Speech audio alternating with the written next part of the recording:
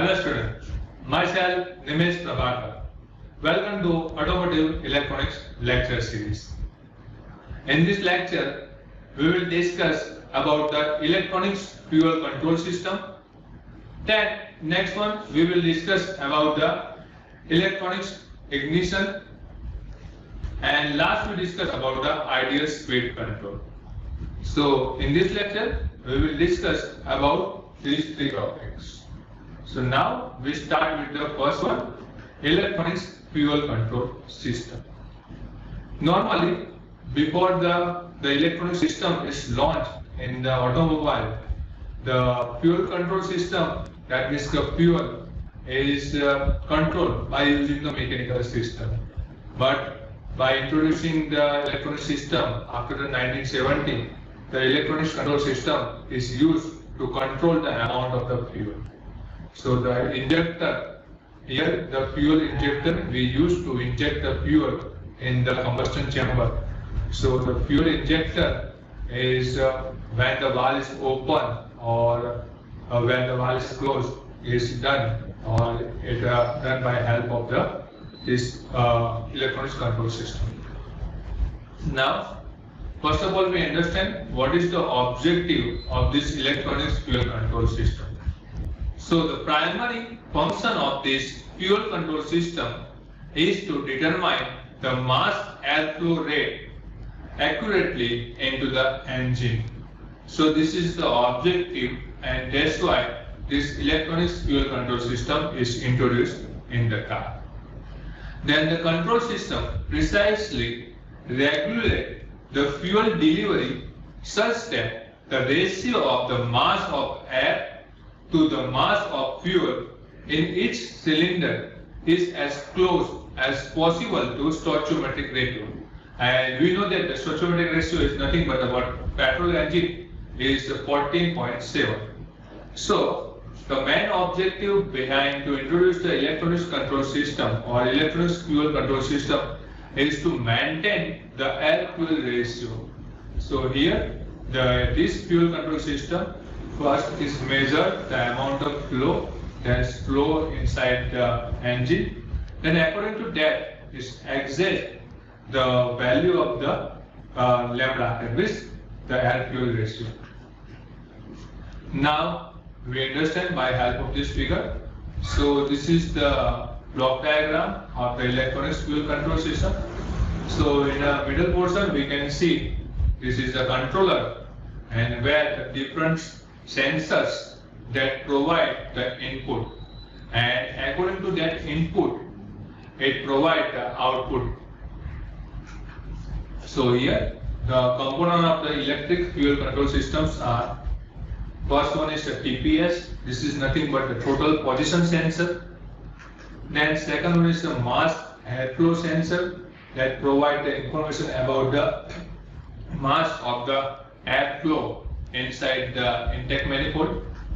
Then third one is the fuel injector that provide the information about the fuel injected into the combustion chamber. Then ignition system, here this is the IGN, this represents the ignition system. Then next one is the EGO, this is the exhaust gas oxygen sensor that provide the information about the content of the oxygen in the exhaust gas. Then next one is the engine coolant sensor. Then next one is the engine position sensor. This is the EPS. This provides the information about the engine position, like the piston position is on the TP, like we know that top dead center and bottom dead center position. Next one is the crankshaft position center. So this sensor is provide the position of the crankshaft. And last one is the exhaust gas recirculation actuator. So this actuator is used to recirculation of the exhaust gas. So these are the components of the electronic fuel control system.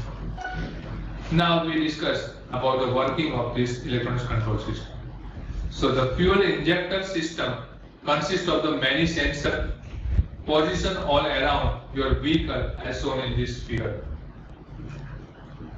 The sensor continuously detects the value of the numerous parameters like air pressure inside the intake manifold, then throttle angle, that means the angle of the throttle plates, then air density, then fuel temperature, then oil pressure, then coolant temperature, then exhaust temperature, then crankshaft angle, and engine RPM speed, etc.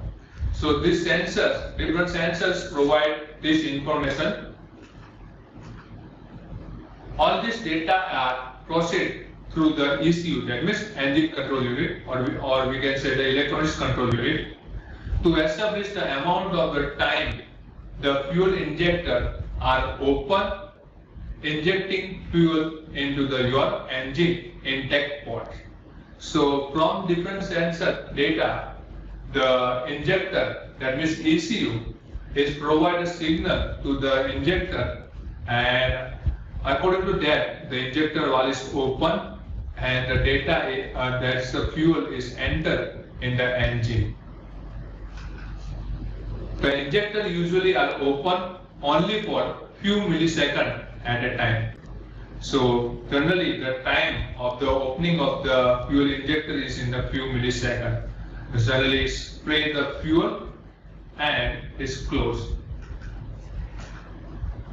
Now we discuss about the control.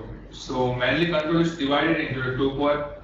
One is the open loop control and second one is the closed loop control. So now we discuss about the first one is the open loop control. So in the open loop mode, the mass airflow rate into the engine is measured. That means mass airflow rate sensor is measured the rate of the mass flow inside the engine. Then the fuel control system determine the quantity of fuel to be delivered to meet the required air fuel ratio. So this is the very simple system. Here one sensor, that is the mass airflow rate sensor, is measure the mass flow rate of the air inside the engine, and according to that the fuel injector is open, that means fuel injector valve is open or closed. Now we discuss about the limitation of this open loop control system. So in the practice, owing to the error in the calculation of the mass airflow, variation in the manufactured component, as well as to the factors such as wear, the open loop control would not be able to maintain the mixture at the desired air fuel ratio if it were used alone. In order to maintain the very precise air fuel mixture ratio required for emission control over the full life of the vehicle, the engine controller is operated in a closed loop mode. So this is the limitation of the open loop control system. That's why we introduced the second one system, it is the closed loop control system. So now we discuss about the closed loop control system. So here we can see the block diagram of the closed loop control system. For any given set of the operating condition, the fuel metering actuator provides the fuel flow to produce an air fuel ratio set by the controller output. The EGO sensor, that means exhaust gas oxygen sensor, generate a feedback signal. Here we can see this is the EGO signal sensor. It's generate a feedback signal and it goes in the electronics controller signal for the controller input that depends on the exhaust gas oxygen concentration.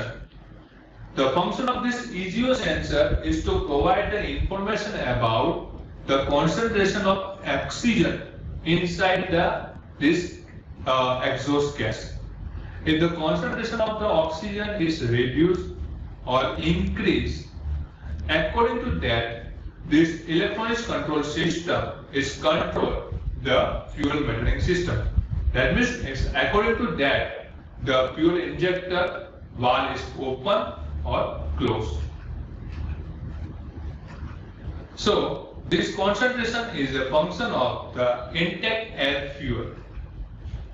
One closed loop control scheme that has been used in practice result in the air fuel ratio cycling around the desired set point of the stoichiometry. That means our desired ratio of the lambda is maintained by the help of this closed loop control system. Now we discuss about the electronic ignition. So this is the block diagram of the electronics ignition system. So the engine ignition system exists to provide an electronic spark to ignite the mixture in the cylinder. So we know that the function of the ignition system, that means it will help to provide the spark inside the cylinder. In order to generate a spark at a correct spark advance, the electronics engine control must have measurement of the crankshaft angular position within an engine cycle. The engine position measurement is determined by a sensor coupled to the crankshaft and another coupled to the crankshaft. At the appropriate time, the controller sends a trigger signal to the driver circuit, thereby initiate spark. Before the spark occurs, the driver circuit sends a relatively large current through the primary P of the coil. So here we can see the primary coil P and this is the secondary coil S. When the spark is to occur, a trigger pulse is sent to the driver circuit to intercept a current in the primary. A very high voltage is induced at this time in the secondary of the coil. This high voltage is applied to the spark plug, using them to fire. Now we discuss about the third one point is the ideal speed control. So what is the ideal speed control? And why we have to learn about this ideal speed control? Normally, when we do not give accelerator, so at that time our engine is also working. That means generally when we give accelerator, at that time the throttle plate is accordingly our accelerator angle, the throttle plate angle is changed. When we give the higher level of the accelerator, at that time the throttle plate is totally open. So here we can see this is the passage where the air is entered in the engine. So this is the throttle plate we can see, and if the throttle plate is closed, so the air is not entered inside the engine. So if the air is not entered, then the engine is closed, because we know that the air fuel ratio must be entered. That's why the combustion process is done. But if the air is not entered, so the engine is closed. But generally the air is entered when we give the accelerator. So the throttle plate is moved and the throttle plate is open and the air passage start. That means air is entering is the start. But in the ideal condition, that is we do not give accelerator. So at that time, this is the second passage we can see here in this figure. So from that passage, the air is entered and the engine is work ideally. So this is the ideal speed control. Under the ideal condition, there is no input to the throttle from the driver via the accelerator pedal. That means in the ideal condition, we do not give any accelerator. So that means the throttle plate is not moved.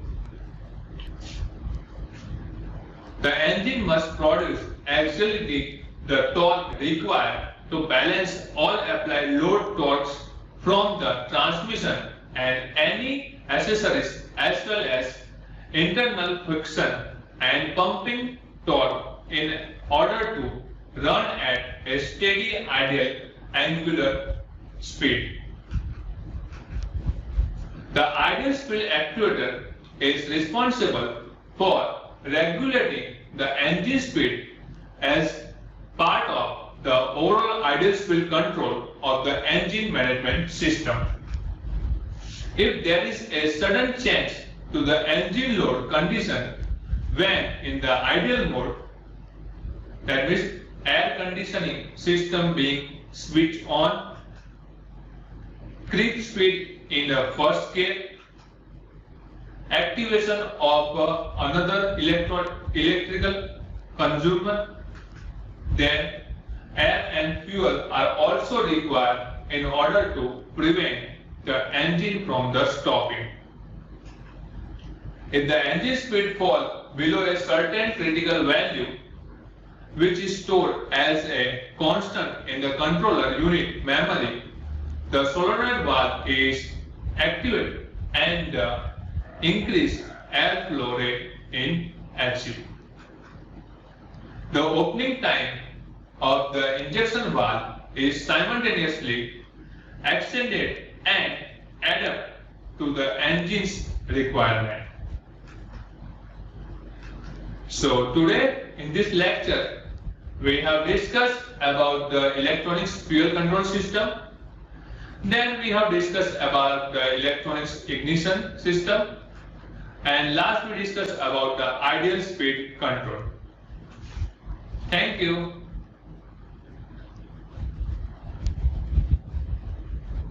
Hello and welcome to our channel Electronics and Communication Engineering. Congratulations to find us for learning. You are watching a lecture session on automotive electronics that has approx 15 sessions and more are coming up.